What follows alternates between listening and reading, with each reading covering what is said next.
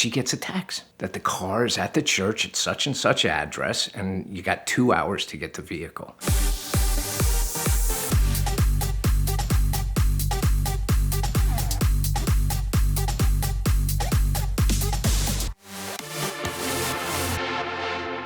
So another funny story that comes to mind, Ed, is I guess it was someplace around 2015. We did a LP, what was that, 700-4, Bianco White. From day one, we had issues with this particular customer, which is never a good thing.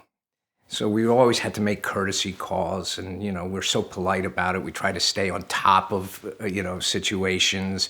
We're not like a collection agency that's going to call you and harass you. So we, send out a courtesy email. We'll make a courtesy phone call.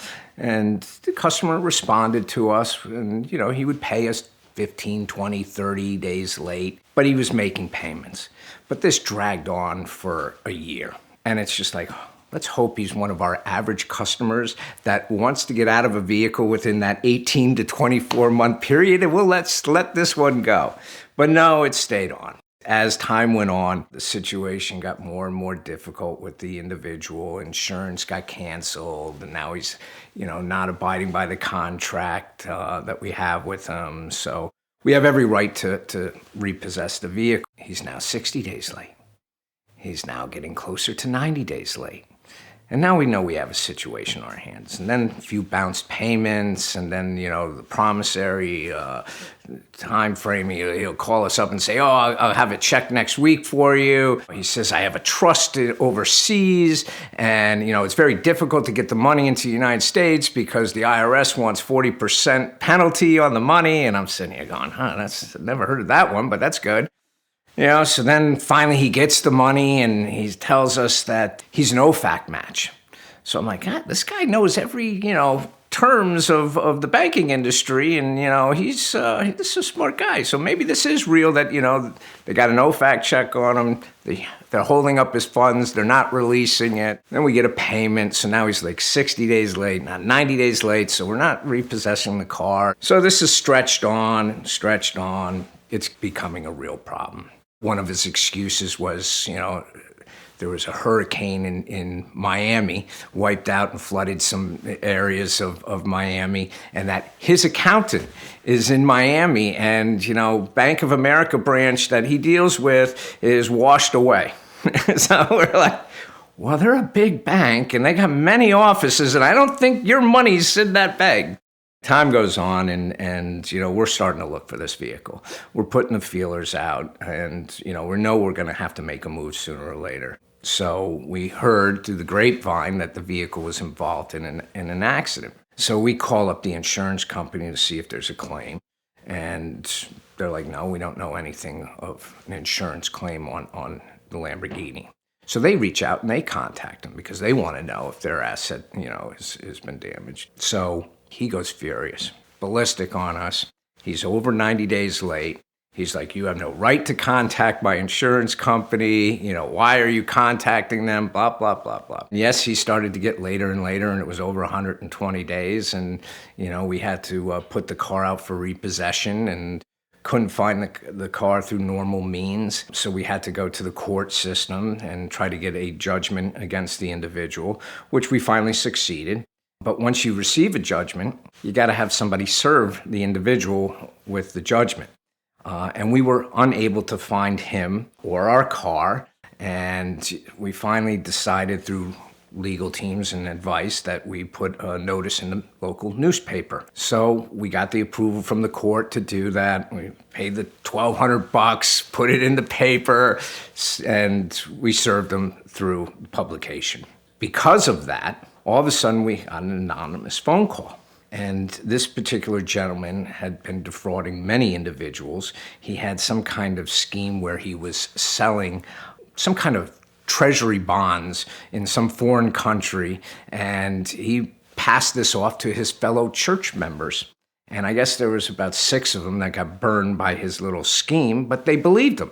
I mean, he lived in a lovely house, gated community, was driving around in a beautiful Lamborghini, so they thought that there was something to this, and it was a get-rich-quick scheme, and he took them. So because of the public notice, we received this phone call out of the blue. And it happened to be one of the church members that of the church that he belonged to. And they're like, well, we heard that you're looking for this particular car. We saw that, you noticed in the paper and so forth. They're like, well, he only takes it to church. And I'm like, well, mileage isn't going to be high, hopefully. That's good. The guy's like, I'm willing to call you or text you or email you the next time it's here. So we're like, oh, that would be lovely. Thank you. We've gone through lots of attorney fees at this point, repossession companies. It's always costs a lot of money to try to find a car. So we even offered a reward of $5,000 at one point to, for information on where this car was. And here we get this phone call out of the blue. A little over a month goes by and there's still nothing. And then all of a sudden one evening, Lisa, my collection manager, who's fabulous and works at all hours of the day and night, that was part of the team effort we have. She gets a text that the car is at the church at such and such address, and you got 2 hours to get the vehicle. Well, car's out on the West Coast. We're on East Coast time. It's like 8:30 at night here. We're like, okay, what are we gonna do? So she was able to get hold of a couple different repossession companies and say, listen, we'll pay you both. Whichever one of you gets there, doesn't matter. We're gonna pay both of you, okay?